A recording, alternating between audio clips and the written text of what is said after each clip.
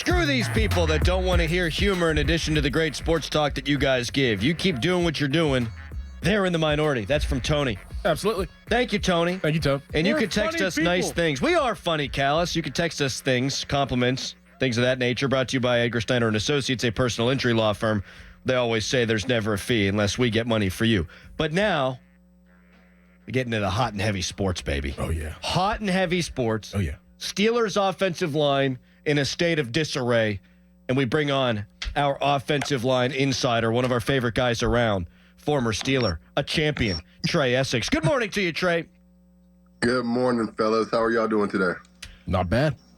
Not bad? Not bad. I thought we were doing Not bad. great. Pretty good. Are you doing great? I'm doing fantastic, man. It's a beautiful sunny day down here in Georgia. Nice, balmy 70 degrees. Oh. Big man weather right here. Big man weather. All right, Trai. It was not big man weather or something, I don't know, Saturday night when the Steelers took the field against Buffalo. Did your head hurt? Were you suffering through that just like the rest of us? And what do you see in broad strokes here on this offensive line? It is frustrating, to say the least. It hurts a little bit more for me, being a former offensive lineman, that we put that type of performance on tape this past Saturday. I'm not an excuse maker. I mean, these guys have been in camp for a while. I expected to see more from them at this point. Obviously, we all know what transpired with Broderick Jones, and his performance was not nearly up to snuff at this point. He's had enough snaps on the right side of the ball. I don't like the excuses I'm hearing that he should be just playing left tackle or right tackle. No, his second year in the program under the same coach, Coach Meyer, and he played that position and played it well towards the end of last year. And so he's had reps at both sides in camp. There was no excuse for that performance he put on. I'm sure he went back to the lab, studied the film. I expect him to get better. But all in all, it was not the performance that we want or need in order for this offense to be successful this year. And they have very little time to get it rectified. Well, Trai, break down what happened with Broderick Jones and obviously getting bull rushed pretty badly twice with Rousseau, the defensive end, the rush in there. What did he do that you saw that he shouldn't do, and what should he have done during that sequence whenever he was being rushed? Well, this is what I saw. Just keeping it, not to dig too deep into offensive lineman terms or whatever. Just the physics of pass blocking. We're going backwards as they're going forward. So at some point, you got to bring your momentum to a stop and start attacking. There were too many times where he was trying to get back in his set so fast and trying to get off the snap count so fast that he wasn't, and he did half the job for Rousseau for him. He was halfway back to the quarterback, and by the time they made contact, he hadn't planted. He wasn't prepared to punch, and it was just a physicality thing that he lacked. Now, I think in his head, he was concentrating so much about the speed rush on the right side, because Rousseau is known for the speed rush, and he's obviously added some power to his game this offseason, and he showcased that on Saturday. But I think Broderick was so caught up in just trying to get off on the snap count and get his footwork right that he forgot the most crucial part of being an offensive lineman, and that's being physical at the point of attack, and he didn't do that well. We're joined by Trai Essex right now on the Fan Hotline, presented by Sullivan Super Service, Pittsburgh trusted plumbing and HVAC provider for over 50 years. You mentioned the punch, and that's what a lot of the people are throwing out there on the social media, and I'm not going to pretend to be an offensive line expert. That's why we have you on. Also, reportedly, Broderick Jones banged up his elbow first play of 7 shots way back when at the start of camp. Could that maybe have something to do with it? That if you have a compromised elbow, and I don't know if it's left or his right one, it could be why he hesitated on using his hands quicker than he did. He was catching way too often and not really punching or striking with his hands or his arms. And so if that's the issue, then, yeah, that could play a part into why he performed the way he performed. But the thing is, when you're an offensive lineman, when you have those long arms that he has, you don't have to punch hard. You don't have to have a Mike Tyson haymaker. You just got to have a firm one, a stiff one, pause, and just put the hands on the guy as he's coming. You don't need to strike with a whole lot of force. You just got to keep him at bay. And so he has the type of arms, and I think they'll go back to the lab and work on it. Obviously, that's going to be a point of emphasis this week in practice, but I think he'll be fine. Trey, what is the biggest difference between right and left tackle? I mean, you said that Broderick has had so many snaps that he shouldn't be in a position like he was on Saturday, and he should be, up to snuff of playing the tackle position. But what is the singular biggest difference from playing right to left, and why can't guys play right and play left, and some guys can play right, some guys can't play left, and you know what I'm trying to say here. What is the difference in the two of them?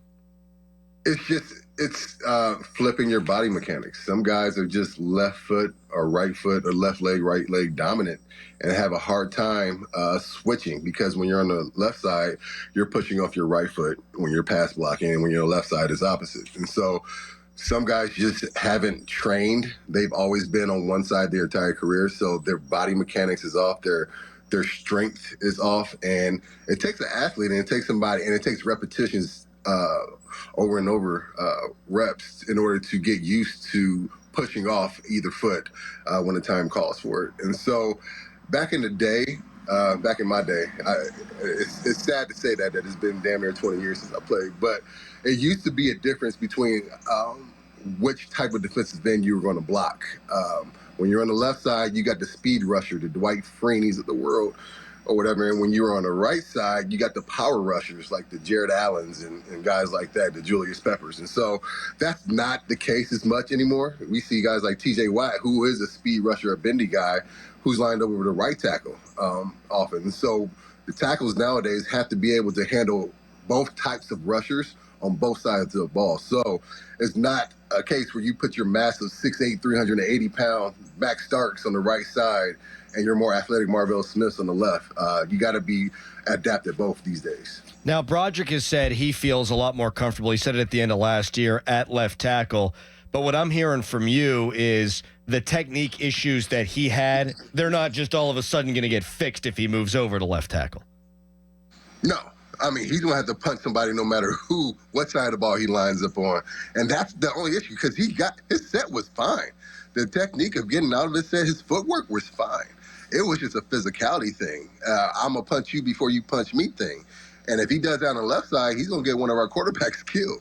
I mean, on the right side, at least they can see it coming more so. They got it, the peripherals a little bit better for them.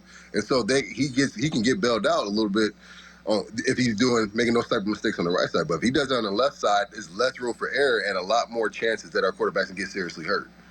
Trey, I know it's preseason, and you take preseason with a grain of salt at times, but there are some things that you could find out in preseason. Through these first two preseason games, are you worried about the Pittsburgh Steelers of 2024? Not yet. I'm not pulling out the caution flag yet. I think there are some things we obviously need to work on. Preseason is shorter, less games to really evaluate guys, and not only players, but coaches as well, and see what players fit in what schemes and how fast they can adapt, and are we playing them at the right position. Coach Meyer has his work cut out for him as far as the all-line goes. We got 3 guys that could be playing new positions this next year if Broderick moves to left and Troy comes back healthy, and then we got a new center in Zach Frazier, now with Nate being out for an indefinite amount of time. And so the only 2 guys that he has that are guaranteed to be in their spots come week 1 are Isaac and James. And so there is some cause for concern. I mean, especially in a new system with new terminology, new quarterback, new cadence, all that stuff.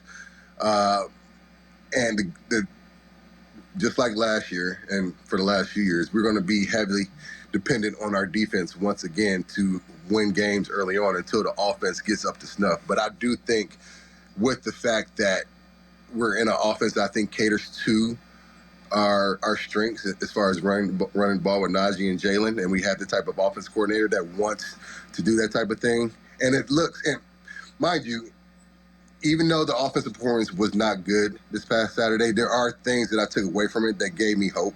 I like the package of plays. I like the continuity of plays, how they fit one another. They don't seem isolated from one another. They look like they will eventually lead to big plays later on in the game is what you want. You want to build up. You want things that fit like puzzle pieces so that you can get bigger plays in the third and fourth quarter. So I did see some of that happening. I see the plan that Arthur Smith has And so that does give me hope and promise, and I hope it gives the guys in the locker room the same type of hope. But it's going to be rough sledding, I think, for our first few weeks until we get our wits about us. Last couple of things for Trai Essex here. So you say it's going to take some time. Would you play the starters, the offensive linemen, for a while in game number 3? Yes, absolutely. I don't. Justin and Kyle. Man, I think the entire first team offense needs to play again, at least one quarter. They'll have 13, 14 days off. No, 15 days off after that. Obviously, with the injury concern, you always want to keep that in the back of your head. But with the fact that we are in a new system, with the fact that we have not performed the way we wanted to, you do want them to get more reps. And I think you go at least one quarter with your first team starting offensive line, just so they can mesh a little bit more. What are you seeing out of Zach Frazier? I like it. I like Zach. That is the one positive, man. He is coming up the ball. He seems very definitive in his calls, and that's what you want. As a rookie, especially as a center, you are the leader of the offensive line. You got to be decisive, and even if you make the wrong call, make the wrong call going 100%. And so it looks like he's coming off the ball hard. He looks like he's meshing well with both his guards on either side as far as the combo blocks and stuff are concerned, and he's looking like he's holding up well in pass protection. So I'm very excited about him. I think we found the right guy in the second round of Zach. Trai, this was awesome, man. Yeah, you opened our eyes to the O-line. We appreciate you coming on. We'd love to keep doing more of this, buddy. Thank you. All right. Have a good one, fellas. Thanks, Trai. Hey, man. Trai Essex. Yep.